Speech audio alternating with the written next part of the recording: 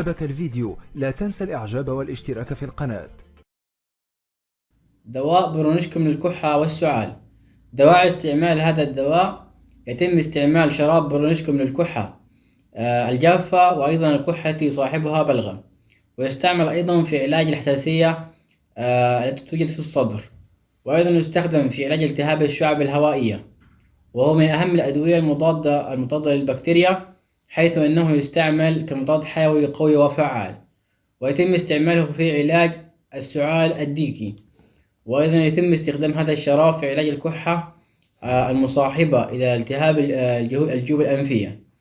ويتم استعماله أيضا في انسداد أو في علاج انسداد القصبة الهوائية المخاطية. ويستعمل في علاج آلام المفاصل ومفاصل الكتف أيضا.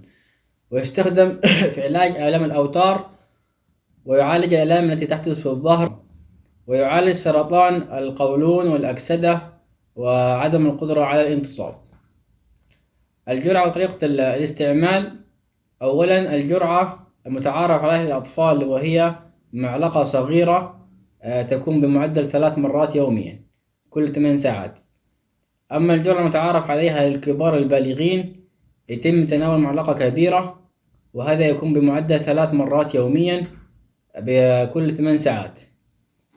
الآثار الجانبية لهذا الدواء: يحدث فقدان في الشهية وغثيان شديد، ويحدث أيضا عدم القدرة على النوم، وحدوث هلع وصداع في الرأس، ويحدث أيضا حالة من الانخفاض الشديد في ضغط الدم، وهذا يكون بشكل غير طبيعي. سادسا، يحدث حدوث أيضا جفاف في الفم.